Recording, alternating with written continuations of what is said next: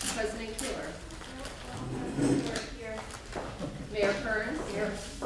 Director Hale. Here. Director Kazam. Here. Director Miller. Here. All are present. Alright. Sorry, I didn't know what I was getting into when I pulled that down. Apparently there's a reason why it was like that. Next we have approval of proceedings. Are there any suggestions for amendments or motions? Move to approve. Second. Motion and a second. Clerk, please call the roll. It's a voice vote for minutes. Oh, sorry. All in favor say aye. Aye. All opposed? Minutes have been approved. Next we have comments from visitors. I have no comment forms. Anyone? No? Okay. Next we have a presentation from Ms. Jennifer Knoll, Associate Director of Community Development from the Mid-Ohio Regional Planning Commission. If you would like to come up to the podium, please. Thank you, Council President, Mayor, members of Council. Thank you for the invitation to be with you this evening. Again, I'm Jennifer Knoll, the Associate Director for Community Development with the Mid-Ohio Regional Planning Commission. I want to see my thanks to Leilani for advancing the slides for me this evening. We'll go to the next one. It's great to be with you here for Fair Housing Month, and we'll certainly be talking a little bit about housing today, including the regional housing strategy and some of the activities that have happened in the last few years, in particular where we're headed right now. But before I do, just a brief overview for those who may not be familiar with Morpsey. We are the Regional Council for Central Ohio. So you can kind of think of Morpsey like a chamber of commerce, but instead of advocating on behalf of local businesses, we advocate on behalf of the local governments of Central Ohio. We have over 80 members from across the 15-county area that you see here on your screen, and we serve our members in a variety of ways. We are a convener. We bring together our members around the shared table to talk about what our goals and our vision are for the future of this region. We connect our members to resources, whether that's funding or technical assistance. And we collaborate not only with our members, but with the private sector, the nonprofit, and academic institutions as well. Next slide, please. So we're going to talk a lot about housing, but I think it's always really helpful and important to frame a housing conversation in the context of our region's population growth. We remain on a steady growth trend. We've been growing for several decades. We're on track to become a region of 3.15 million people by 2050. But what I think is important about this little chart that you see here is not only that we're growing, but in particular that our growth rate is manageable. So if we were to compare our trend line to the trend lines of Boise, Idaho, Nashville, Austin, we would see that their lines are a lot steeper and in a much more recent period of time. That's getting to the point where it's almost unmanageable. They don't have the time to respond, to plan, and to be proactive for that growth. We're in a much better situation in that we do, and so we can take a more thoughtful approach to this growth and ensuring that it's beneficial not only for today's residents, but for the future ones as well. So of course, when we talk about growth, we're not only talking about people, we're also talking about the households and the jobs that will support those people. And so what this slide shows is that we are anticipating a growth in the number of households and jobs that we'll have here in Central Ohio over the coming years. And I think jobs in particular has received a lot of attention of late. This map, I realize it may be a little bit difficult for you all to see, but what we're showing here is the locations of three of the major employment announcements that we've received here in Central Ohio over the last year. So if you start at the northeast, that's the Intel site, followed by Hyperion, closer to downtown Columbus, and as you continue towards Cincinnati, that's the site of the new Honda facility. And what I think is really impressive to see here is the scale of the footprint of just these three job employment centers alone across our region. This more than covers the 15-county area that we serve at Morpsey. And as you can see, there's a blue dash line that goes around those three job centers that shows the hour commute time. And we're looking at probably close to about a third of Ohio's 88 counties fall somewhere within that travel time footprint. So we're seeing these not only as a big economic win for Central Ohio, but truly for the entire state. And that's a really positive development for Ohio. Next slide, please. What we like to talk with our members about is as you're thinking about attracting new jobs and working with your existing employers within your communities, that is fantastic. We know how critical economic development is to our communities. We're encouraging you to also think about where those jobs will go to at night, so the housing piece of the equation. This table here is from our partners at the Affordable Housing Alliance of Central Ohio. What this shows us is really, I think, a good reminder of the wide spectrum of Central Ohio's workforce. There's a lot to see here. I realize it's small. I hope we can make sure that you have a copy of this as well to look at afterwards. But at the bottom row, what you're looking at here is professionals like physical therapists, computer analysts, highly skilled, highly educated professionals who earn a fantastic income, about $90,000 annually. And yet, if we look at that first column, they're at about 120% of the area's median income. You can be at 120% AMI and still qualify for some benefits. For example, veterans still qualify for some benefits at 120% AMI. So this table is a really good reminder, again, to keep in mind the breadth of our workforce, and the reality that even though they have, on paper, a good paying job, they may still be struggling to find housing that's attainable to them in a community of their choice. Next slide, please. Central Ohio isn't alone in this. Certainly communities across the country have been grappling with rising housing prices, a market that's really short on supply, and as a result, we're finding that a lot of households in our communities and across the country are paying more than 30% of their household income toward housing expenses.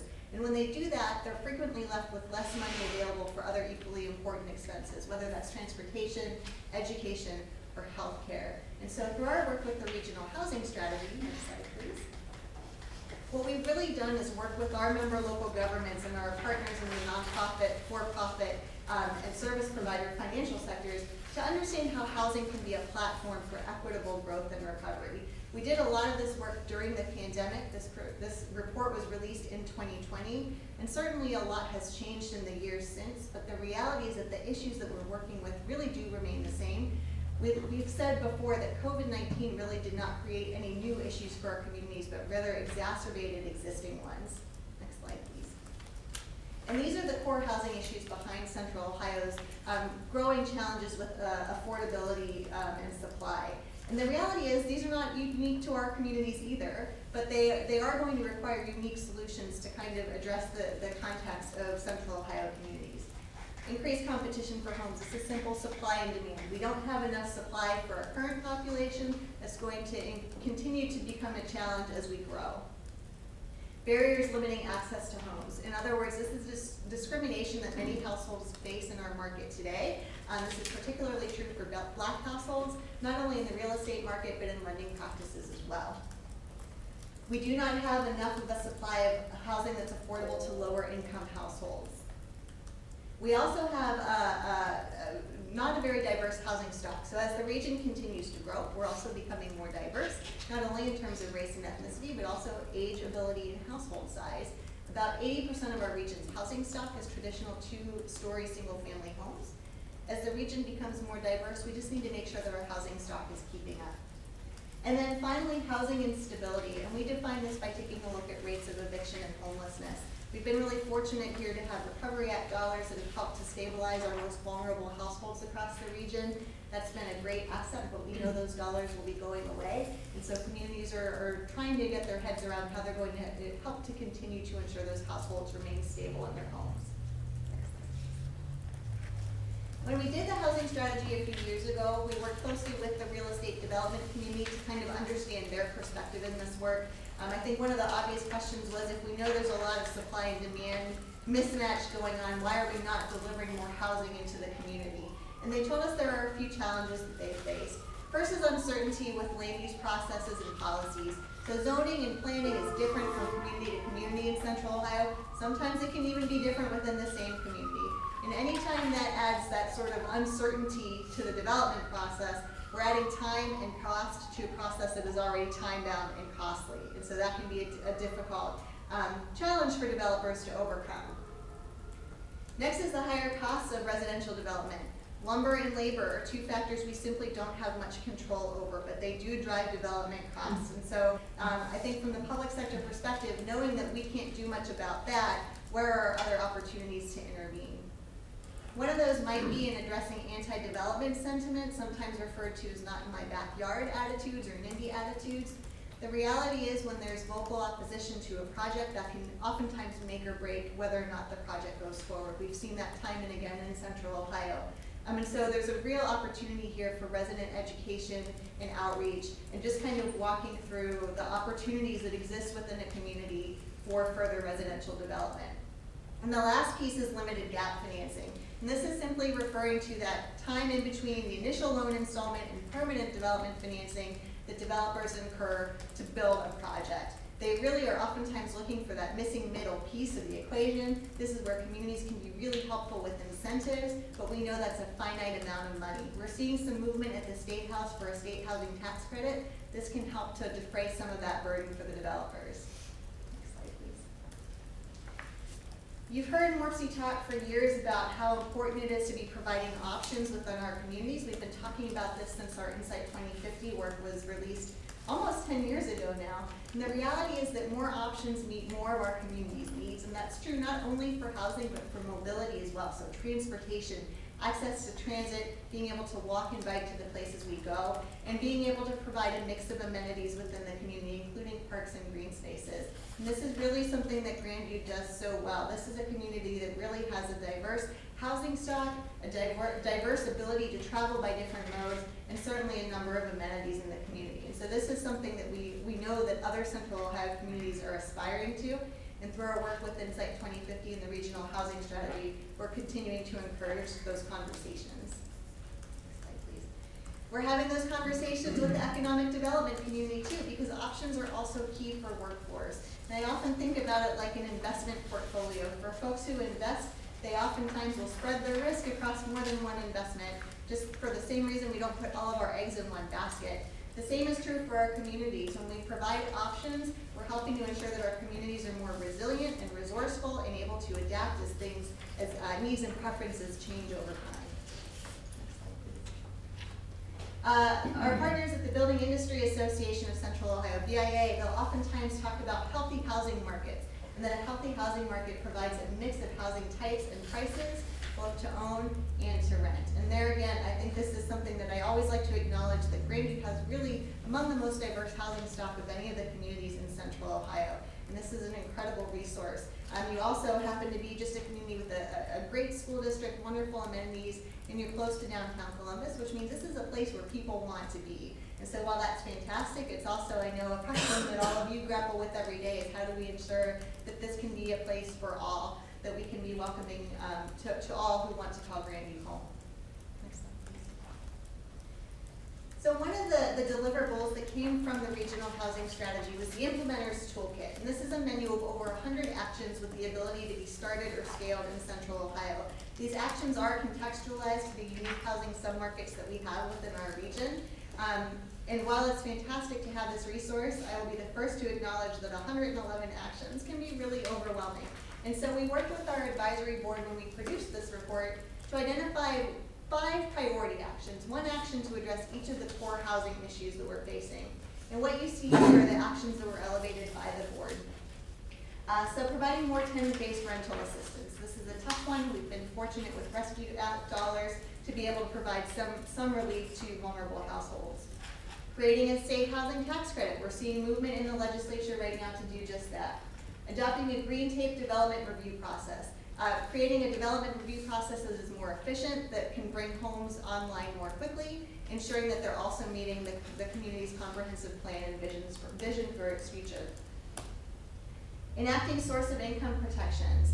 We've seen a lot of movement on this in Central Ohio as well. We've seen about 10% of our membership adopt source of income protections or look at other opportunities to expand fair housing laws, and we know more communities are having that conversation.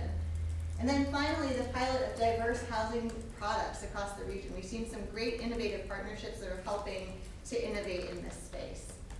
Next slide, please. And then, like I said, the region is making progress. So we really are seeing movement on all 5 of those priority actions and a number of the other 106 as well. It's really been remarkable to see just how many of those actions have made progress in the 3 years since the housing strategy was released. I wanted to pause and take a little bit closer look just at what opportunities you have within Grandview Heights. Again, this is a desirable community. There's so much going for it. But I also acknowledge that as a community that's an inner ring suburb, you're landlocked, right? And so there are opportunities that further away communities may have just because they have more available land that Grandview doesn't. And so where do you begin when you're trying to think about what your next steps are? If we filter through that menu of actions, we see that there are still 81 that could be started or scaled within Central Ohio. Certainly, there are fair housing type actions like source of income protection. There are also opportunities to address through other land use and non-land use policies and processes. And what you'll see here as you filter through is these actions will be assigned based on the type of action that you'd like to address or based on the housing submarket that you're interested in addressing. And so within Grandview, we know that there's a number of multifamily homes here already. We've also identified streetcar neighborhoods and inner ring suburbs, which are two of our more desirable housing types or neighborhood types that we see across the region.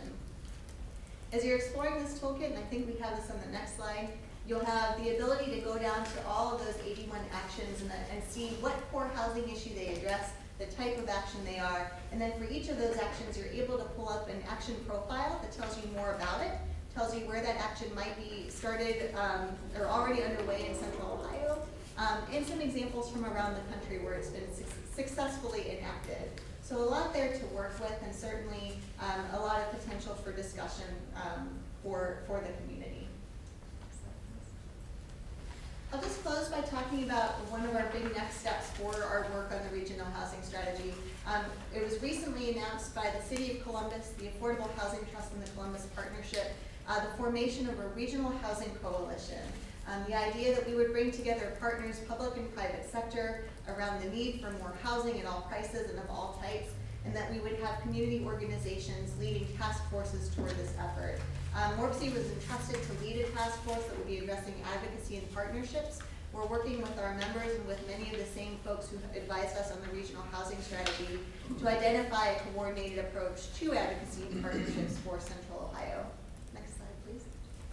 And this just tells us a little bit more about it. So again, led by MORPC with our members and our partners from the regional housing strategy. We had our first task force meeting on April 3rd. Our thanks to Grandview for participating in this.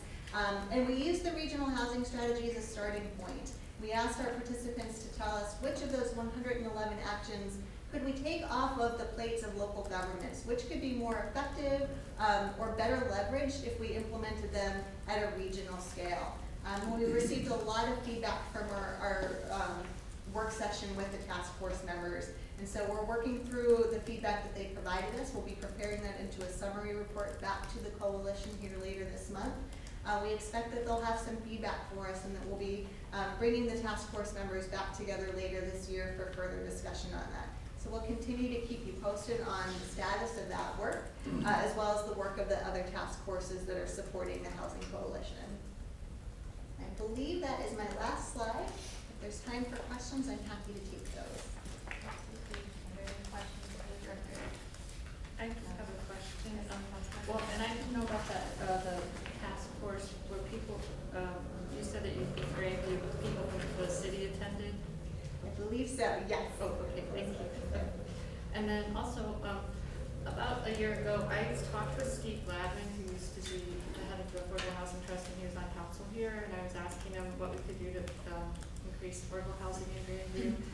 And he suggested that we look at how to keep, like, not lose the affordable housing we have. And I was wondering if you know of other communities in the region that have started something to help with that, preserve the housing.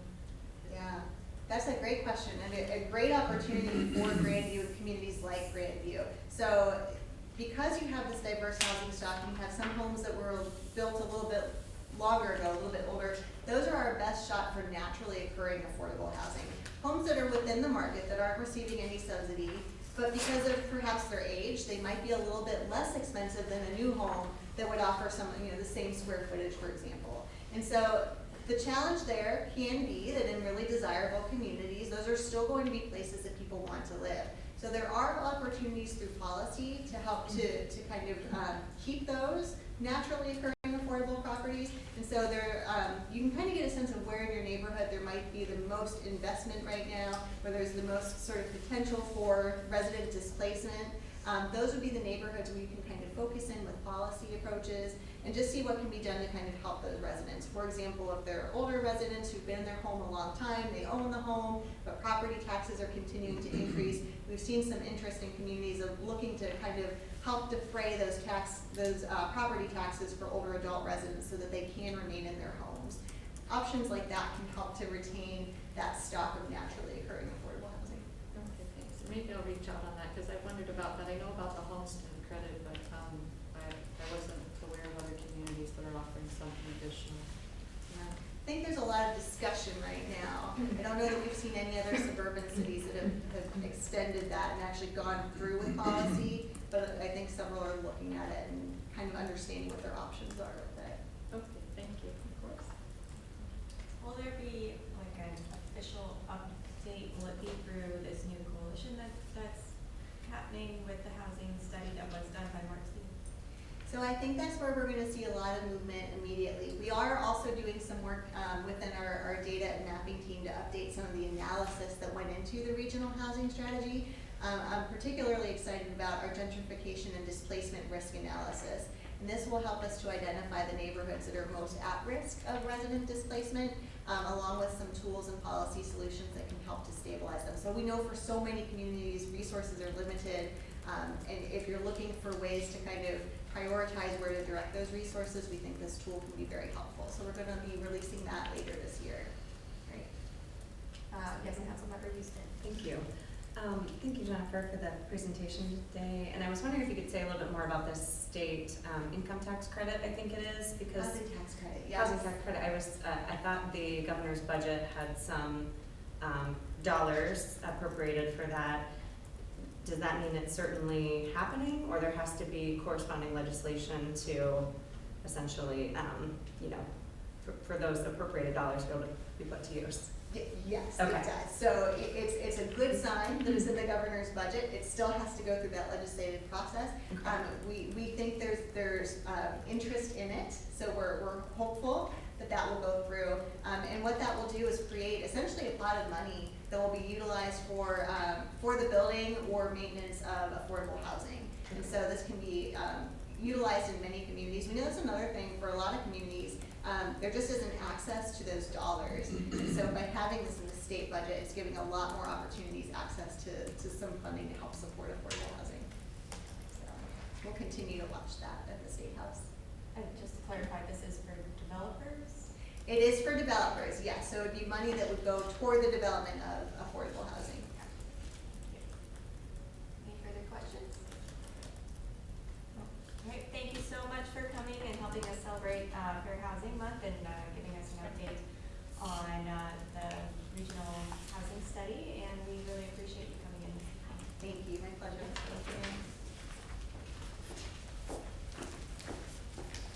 Okay, moving on. We have the service department report. Director Hughes, if you'd like to come to the podium. Good evening, Mayor and members of council. I'm here today just to give you some updates on some projects, answer any questions you might have. Our street program was bid out. Prices were a little higher than normal, but we fell within the budget, and we should be signing contracts, and that project should start first to mid part of May. You'll have to actually be in town doing some of that work. I did list in the report what roads and alleys and stuff were being done. Fairview Avenue is on track with their schedule right now. If you've been by, you'll see that they've cut the south roadway in. They should be putting curbs down by the end of the week, so you'll really be able to see what's happening there. It's going to start to come together. The second phase, the northern portion of it will be done when school's out. Like I say, they're on schedule, have the project complete by the time school comes back in, with the exception of the traffic signal first. That's still an issue with getting traffic poles and that type of stuff, and the equipment, some of the cabinet equipment is still one of those long order items that we'll be waiting on, so we'll have a better date on that later down the road. They also they got the water line in, and the coordination is going on and being flushed right now, so the residents on that street will possibly have the water lines tied in by the end of the street also, and that will end of the week, and then they will abandon the old line, so that will be taken care of and finished up. We are scheduling a public meeting for April 18th at 5:30 here in this building to discuss the Virginia and Northwest Boulevard intersection. We did some research with our engineers, traffic studies there, and looking at the crash data for last year. There's a very high rate of crashes there, and as you know, we had one fatality And even since we did the counts, we've had a couple more recently. So we're looking at the possibility of closing off that intersection, and kind of what we're planning on doing is doing a temporary closure to see how it affects any of the other roads and stuff in the area. It's real hard to speculate on, you know, what cars will go which way once you do something like that. Good examples back when the yard was built, there was speculation that traffic on Oakland Boulevard would greatly increase, traffic across First Avenue to Grandview would be horrible, and it didn't happen. So speculating is kind of sometimes, you know, gets us on a wrong reaction. So I think the way of doing that is we'll do a temporary closure, we'll monitor it. We've already done, we already have in our records a lot of traffic counts for a lot of the roads in the area there anyway. I'm gonna go through those and see if there's any more we need to do beforehand, and then we can do some more later on to see how things are going forward. We're gonna do that meeting here so people can see what we're talking about, and we can show them that crash data so they understand why we're looking at possibly doing this and getting this taken care of. What time do you have? 5:30 on the 18th, in here, right?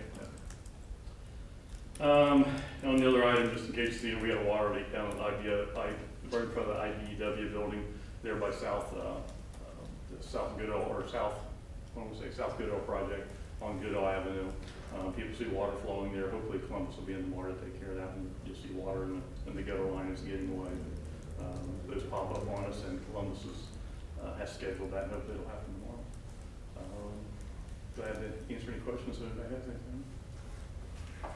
I love traffic, so. Yeah. For the Virginia Northwest Boulevard, you said you do have traffic counts for We- the surrounding streets that are current? We have some. Last one we'll look at how old some of those are. We haven't had, like I say, we did a lot of those in the last couple of years, last few years. So a lot of those counts still should be pretty good. It hasn't been anything major really that changes or other changes in traffic, but I'm gonna look at all those and make sure we're not missing any spots that we wanna make sure we have counts beforehand. Yes, and that temporary closure, you'll do traffic counts then as well? to Yes, see how- once we close it and give it a little while for people to figure out which way they wanna go, then we can do some counts and see how it's affecting any of the roadways.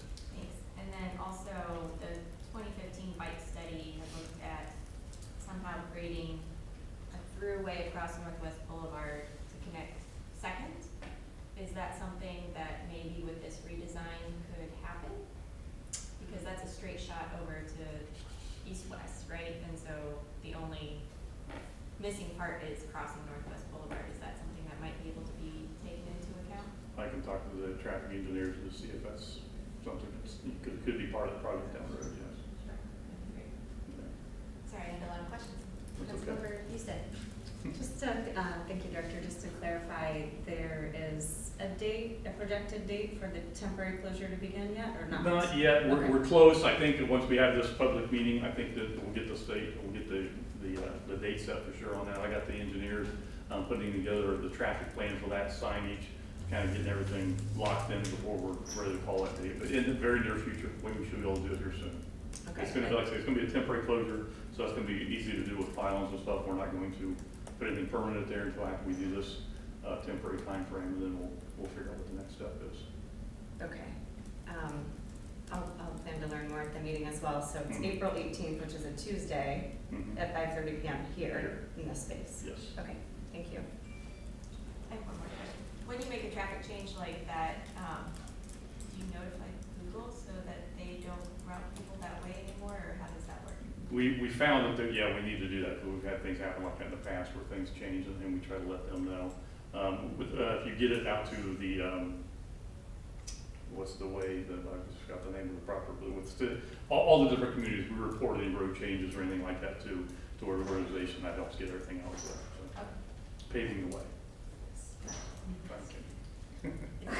Yeah, I know, traffic is cool. All right, any other questions? No? All right, thank you. Thank you You're very welcome much. to stay, but you are excused if you would like. Thank you very much. Yeah, thank you. Moving on, committee reports. Finance. Yeah, we met, before the last meeting on, or there was a joint, meeting with safety, and we can speak to that as it comes up on the agenda. Okay. Planning and administration. Steve, we did not have a meeting this evening, and I don't think we have anything on. Recreation services and public facilities. No report.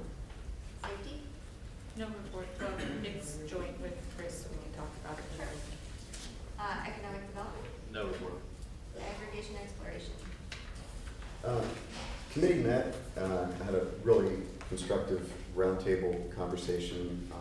We were fortunate enough to have guests, public officials and staff from Hilliard and Worthington to participate in that conversation. Tremendous amount of insight was provided, and we're trying to continuing to understand the various models and challenges that we might have. But overall, it's definitely forward progress. And our next meeting is scheduled for This Thursday. Is there anything to add? I don't know if you have any specifics, but a number of council members attended that as well, and it was very constructive. Great, thank you. It'll be at the old chambers, right? Yes. Moving on, liaison reports, Granby Library. For the library tomorrow, starting at 6:30, they're having, on display 100 shoebox dioramas from first graders at Stevenson, where they've, put in what their favorite spots are in Grandview and Marble Cliff. So it'll start at 6:30 tomorrow and go till 8 when they close, and then you'll have through the end of Big Wednesday to see that if you can't make it tomorrow. And then right now, the 10th annual Urban Vegetable Plant Sale is going on, and that benefits the Library Foundation, and you can go to grandviewgiftbox.org to place your order through April 25th, and you can pick them up on Saturday, May 13th. The Culture Pass program that the library offers, they just now started including the National Veterans Memorial and Museum in that, and you just call the library to reserve your free ticket. And April 27th, there's going to be music in the atrium starting at 6:30, the Stephen Strings Trio, and that's led by Stephen Spotswood, who's a violinist who founded the Columbus Cultural Orchestra. That's all I have. Thank you. I will add the Ohio School of Health was amazing. There was such a good turnout. Was that supposed to be outside that day? I think the weather was bad, and I was surprised to see those birds inside flying. I don't know, it didn't say if it was inside or outside, but it was so cool to see raptors up close, and there was probably 150 people there. It was a nice turnout, and that was really cool. So if we can put in requests for next year, definitely put that in. Next, the school. We're all just coming back from spring break, and we all have spring break break. So we're working on that. Next, chamber. Yes, the chamber has their monthly luncheon this Thursday at 11:30. That's at Cohatch on Lane. And that will be covering podcasting 101, if you're interested in upping your game there. Planning commission. Planning Commission met in March at the regular meeting, reviewed a couple of relatively mundane cases that I'd be happy to address questions on, but not another material. And they started discussion to formalize their announcements, public announcements, to be consistent with the recent changes that City Council has made for city announcements and postings. Code Advisory Board is meeting the 18th next week, so nothing to report right now. Moving on, Morpsey, we had the State of the Region last week, and one presentation from the Federal Transportation Administration. Sounds like Amtrak might be a serious contender, so that's exciting. And then we had the presentation by Director Knoll this evening. And that's pretty much what's going on currently. Next, Destination Grandview, No report? Sustainable 2050. Yes, we had the last meeting on March 24th, we heard presentations from Joe Lombardi, who's the new fairly newish executive director over at SWICO, as well as MORPC program updates related to energy, air quality, and sustainability. And I'll note that Brandy Whetstone, the sustainability officer of MORPC, is working on a sustainability toolkit, to come. Stay tuned, guess I have the brain fog too. And then additionally, there's an opportunity for us to submit a letter in support of MORPC's request for a climate pollution reduction grant, which is something Ohio EPA is going to be offering. And as I understand, the mayor and President Kaler are working on a support letter as we speak. So thank you for that, and offer myself as a assistance if I can be helpful. Thank you. We are working on that. We can write it on behalf of the council if council would so choose. I would just ask for a voice vote to confirm if you would like to us to write that on your behalf. And if not, you can say nay. We can make it either way. And I would just ask all in favor, say aye. You had a chance to read the email that went through? Yes? Do you folks want me to say one more sentence about what it is? Is that helpful? I didn't go into depth there. But Anyone need further clarification? No? No? Okay. All in favor? Aye. All opposed? All right, we will make sure that gets out, and we'll send you all a copy. Thank you for that report. Next, mayor's report, Mayor Kearns. Thank you. Welcome back. Those of you who were on spring break last week. Parks Brochure has returned this year for the spring. It's available, summer rather. It's available online now. Program registration starts April 18th in the morning. And it's also, we're coming up on, hard to believe, but special event season. So be sure to peruse the parks calendar and mark your calendars. The late first step will be the Blue Star Mother Ceremony Thursday, and I'll remind you again, the Thursday before Memorial Day weekend, and then Saturday morning parade, and of course council will be invited to come along on the fire truck for that. Don't worry, I'll remind you next month. Hydrant flushing is going on, and you may notice the water running a bit longer and maybe a little discolored, but not to worry. Couple awards, well actually, yeah, a couple awards. Congratulations to Chief Eisenacher and Assistant Chief Beckett. Today, we had a guest from it's called the ESDR, Employer Support of the Guard and Reserve organization, which is a Department of Defense office that was established in the 1970s to promote cooperation and understanding between reserve component service members and their civilian employers. In other words, to support the men and women who go on deployments and obviously make sure they have a job to come back to, and in this case, a lot of care packages and well wishes were sent the whole time to Captain Busaletto, who returned last month. And so we're happy to have him back. He himself got an award. He's really thrilled to be back, and we're proud to be a workplace that supports our employees in this manner while they're serving our country. Finally, on the theme of supporting employees, we're fortunate here to have local dispatch. We are recognizing our telecommunications workers for National Public Telecommunicators Week. And so we, again, every day, 24/7, we are appreciative of them. That is what I have this month. Great. Any questions for the mayor? Moving on. Director of Administration. I do not have anything additional to update to questions. Do you have any questions for the director? No? Welcome to your first official. Next, Director of Finance. March was our first distribution of real estate taxes, so that's always a big month for us. We received tax dollars to support our municipal bond issue, so we have the first half of the amount that we'll need to cover those bond payments for this year. We also had our first collection of PACE, Property Assessed Clean Energy dollars. So there was a project at 835 Goodale. They used the PACE program, so the county collects a special assessment with their property taxes, and then that money is sent to the city and we send it on to the lender. So it's something that council put in place a couple years ago, and this development was able to take advantage of it. So that's great. We also found out this week that we received the Certificate of Achievement in Financial Reporting from the Government Finance Officers Association for our 2021 financial report. So it takes a while to review those, 9 months or so, but we did get that award for our report last year. That's all I have. Okay, thank you. The PACE, you said the PACE financing, that was a commercial, Yes. project. Okay. Yep.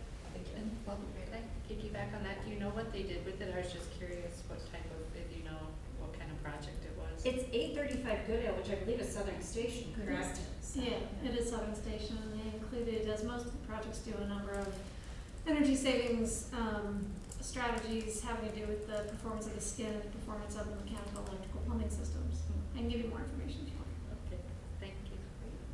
That was effectively my question is, do we know beyond the dollars that come in, what are the kind of impacts of that? So I'm appreciative of the question, and it sounds like we have documentation of that, and so it would just be interesting to know, beyond those dollars, just like what the kind of impact was, but, appreciate it.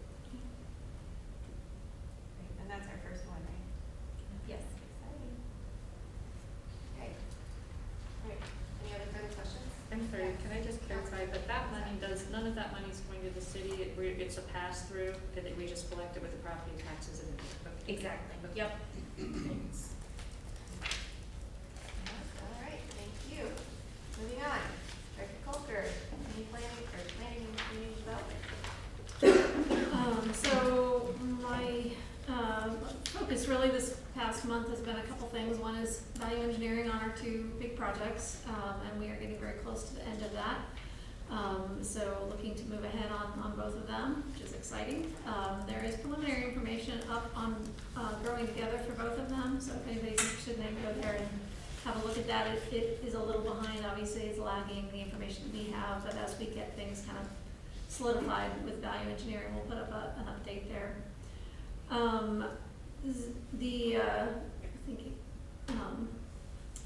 Councilman Panzera alluded to the fact that we're looking at the rules and procedures for BZA and Planning Commission to make updates with regard to noticing, but also some other things. So that has been a good process so far and will continue. And then the other thing is, there's been actually, I would say, a sort of re-emergence, maybe it's spring, I don't know, but a lot of businesses who are interested in landing or in expanding or changing things. So it's been, encouraging to see the amount of commercial business activity and also residential activity. Lots of people investing in their homes. So a fair amount of that. Just call your attention to April 20th at Wyman Woods. Next Thursday morning, we have our Tri-Village Chamber Economic Development Download. So I would invite anyone who's interested to come to that. Mark Lundeen, who is the Economic Development Administrator for the City of Columbus, is coming to talk. The Tri-Village Chamber serves not only our three cities or villages here, but also City of Columbus businesses that are in the area. And so he's coming to talk about future plans for the 3rd, 5th King corridors that kind of come into the Tri-Village area. So again, next Thursday at Wyman Woods at 8 o'clock. And now there are the highlights. Happy to answer any questions. Thank you. Any questions, Councilmember Edwards? Okay. I know there are people in the Grandview to First, or the Virginia to First Avenue area planning. It says there's going to be some engagement. When is that? It says in the coming weeks there's potentially some engagement. Yeah, not planned yet. It's looking like that project is going to be pushed out a little bit, just with everything else going on in the city. So that'll probably be pushed out a little bit. Not scheduled yet. Any other questions? No? All right, thank you. Moving on, City Attorney Kazan. I circulated my report to you about 10 days ago and would be happy to answer any questions if I can remember what it was. Any questions for the director? All right, thank you. Moving on, old business item number 1. Ordinance 2023-01, an ordinance to authorize the city of Grandview Heights to establish an opt-out governmental electric aggregation program for residential and non-mercantile consumers located within the incorporated areas of the city of Grandview Heights, to direct the Franklin County Board of Elections to submit the ballot question to the city's electors on the November 8, 2022 ballot and declaring an emergency. Thank you. So, the reason why this is on prior to a date certain is our date certain is no longer happening because we moved our meeting date. And committee members, it's my understanding that we still have some work that needs to be done, but this is just housekeeping to ensure that we're following the rules and procedures. Anything to add? With that, I would move to remove from the table. That's what I was gonna do. Second? Okay, motion and second. Clerk, please call the roll. Edwards. Yes. Paskatinos. Yep. Houston. Yes. Kozak. Yes. Panzera. Yes. Smith, Yes. President Keeler. Yes. Ordinance 2023-01 has been removed from the table. Thank you. Is I there, get to table it again to a date certain, I July 10th. was hoping to move to amend so that we could correct dates for the ordinance. If the wish of council members. yes, do you have the minutes? Um, Printed off, or are they small, or? They are small. I apologize that I was up with some work deadlines since I didn't get a red line version of this together, but what I would propose to do is to correct the dates throughout the document to reflect the fall 2023 election date, which is November 7th instead of November 8th, as it currently, November 8th is currently in the document, so to amend to November 7th, 2023 throughout. And then to amend the filing deadline to August 9th, 2023. And I checked those dates at the Franklin County Board of Elections site this morning, so those should be good. So that's a change from August 10th, 2022 to the date that I just stated. I'll second those amendments for the date change. Thank you. Any discussion? Clerk, please call the roll. Constantino. Yes. Houston. Yes. Kozak. Yes. Panzera. Yes. Smith. Yes. Edwards. Yes. President Keeler. Yes.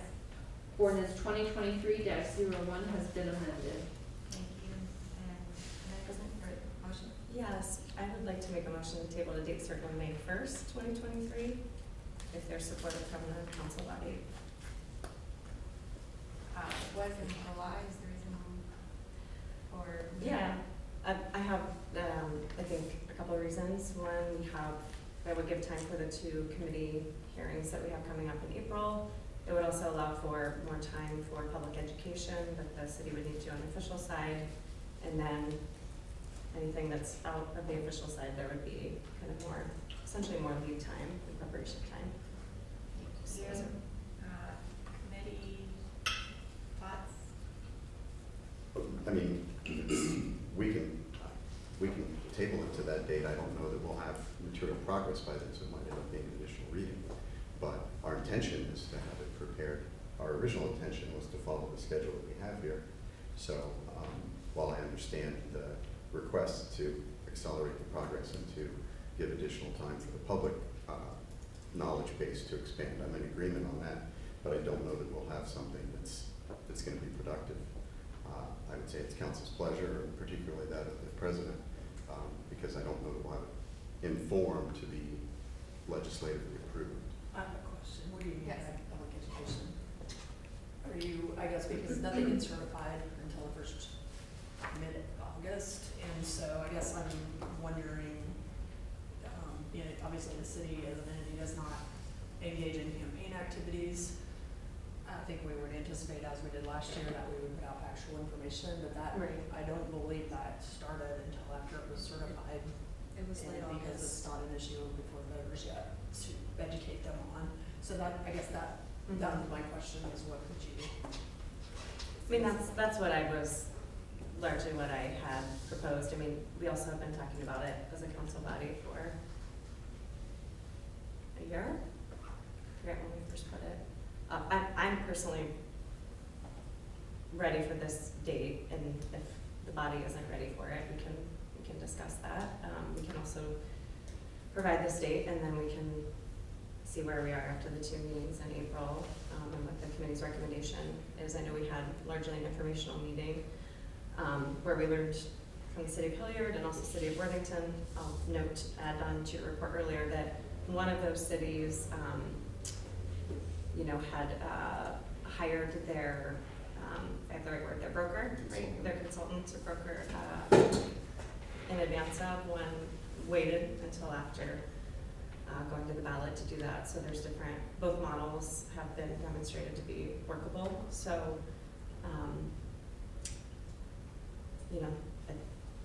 I just feel ready as the sponsor, and felt that other co-sponsors felt ready to do this. But again, the full council body doesn't wish to, then we can take a different direction.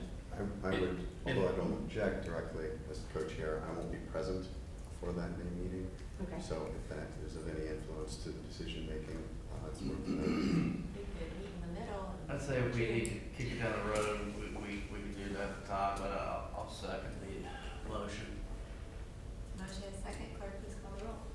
Houston, Yes. Kozak, Yes. Kinsera, Yes.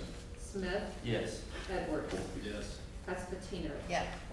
President Keeler. Yes. Ordinance 2023-01 has been tabled until date certain of May 1st, 2023.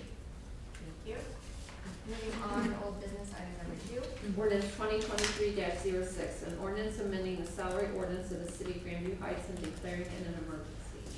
Thank you. Councilmember Smith or Councilmember Kozak, would you like to speak to this legislation? Yes, we can both speak to it, but we had a joint meeting, joint finance safety committee meeting on this ordinance for the last meeting. The primary thrust of the ordinance is to codify the cadet position, where it's a position for the police officer who's not yet been certified but is going through training. And it's a non-unionized position, which is 8 to 10%. The salary is 8 to 10% lower than the starting police officer.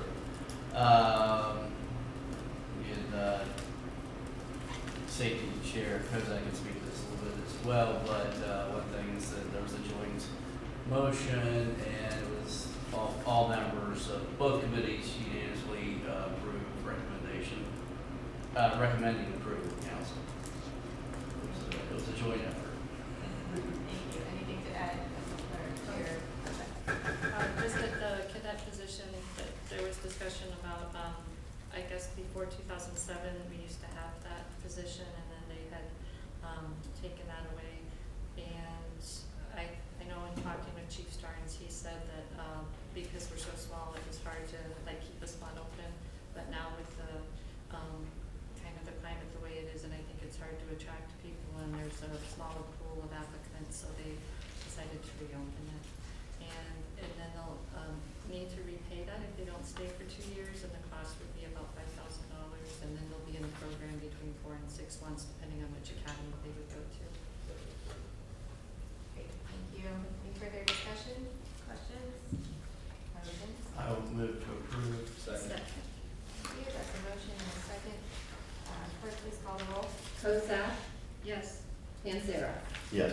Smith, Yes. Edwards, Yes. Esposito, Yes. Houston, Yes. President Keeler. Yes. Ordinance 2023-06 has been approved. Thank you. New business item number 1. Resolution 11-2023, a resolution declaring April as Fair Housing Month in Grandview Heights, Ohio. Thank you. This is just a resolution recognizing the efforts and progress that we have made for fair housing in Grandview Heights and all of the state of Ohio. And also recognizing we have lots of work to do yet. Work is never done, we just keep moving forward. Would either of the co-sponsors have anything to add? Councilmember Kozak, Councilmember Smith? No? All right, clerk, please call the roll. I need a motion. Motion. Oh, sorry, move to approve. Second. That's a motion and second now, please call the roll. Kinsera, Yes. Smith, Yes. Edwards, Yes. Esposito, Yes. Houston, Yes. Kozak, Yes. President Keeler. Yes.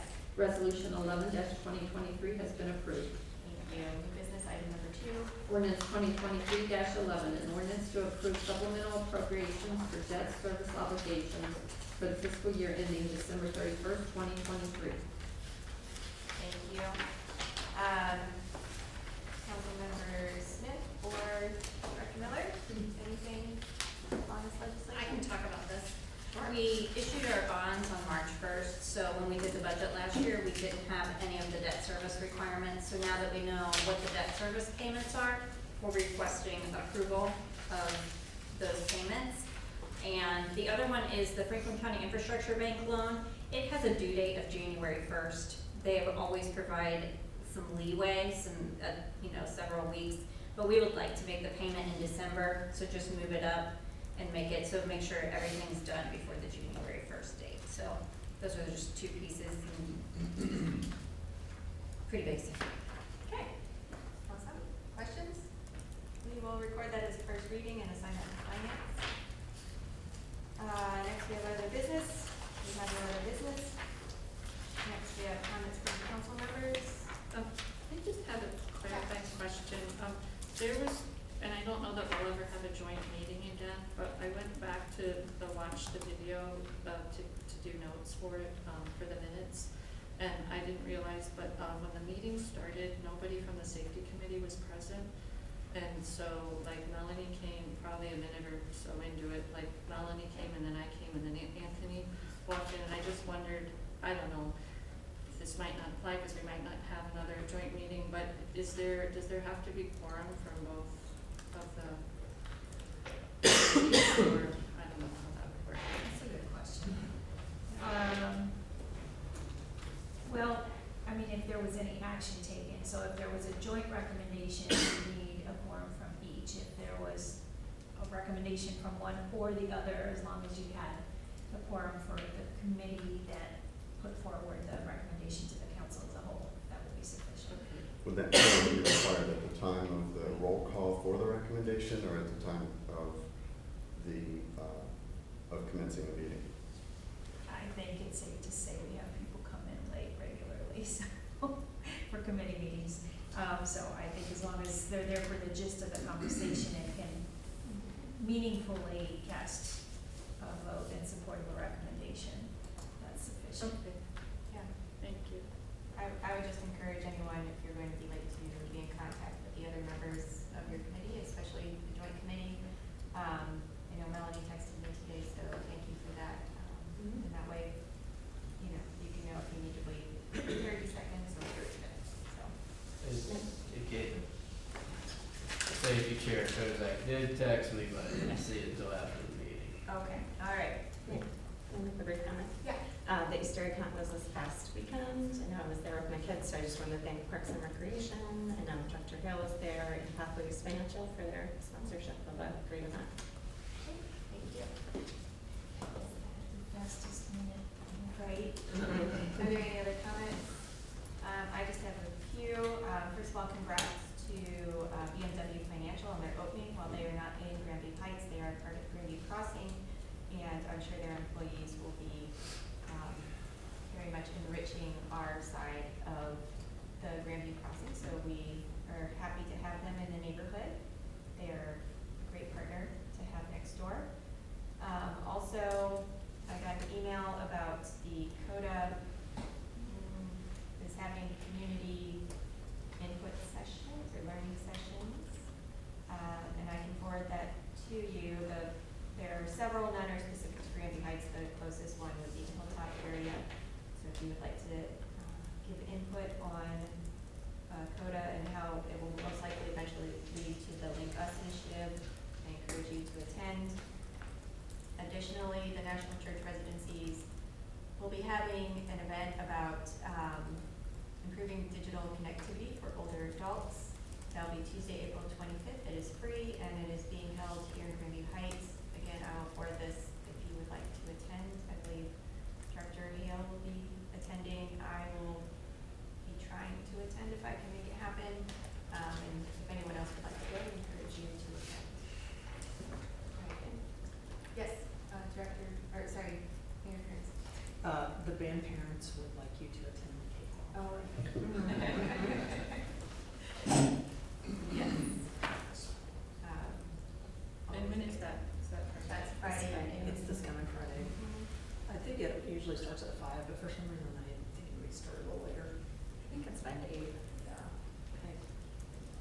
I got it in this racket. Go get cake, listen to some music, walk around in a circle. It's good Granby tradition, so. We'll work off that cake with you. All right, any other comments? No? All right, we are adjourned. No executive session. What? Oh, no, we're not adjourned. Sorry, we have executive session. Yeah. It's at the bottom. Anyways, pursuant to Ohio Revised Code 121.228, to consider confidential information related to specific business strategy, trade secrets, or financial statements of an applicant for economic development assistance. Is there a motion to go into this executive session? So moved. Second. That is a motion and a second. Clerk, please call the roll. Smith, Yes. Edwards, Yes. Constantino, Yeah. Houston. Yes. Kozak, Yes. Panzera, Yep. President Keeler. Yes. Council is exiting into executive session at 8:07. We will take a brief moment for wrap up things here, so we'll reconvene at 8:15 in about 8 minutes. Just a quick reminder that what happens in executive session stays in executive session. Who are you inviting? No notes. We will invite Director Sam, Director Hale, and Mayor. Would you please invite Director Kelker? Oh, yes, and Director Kelker, sorry. It's a party, we're just a party. Sorry, Leilani. Did you say we're taking a You're not- break? Are we taking a bio break? Yeah. Yeah, we'll reconvene at 8:15.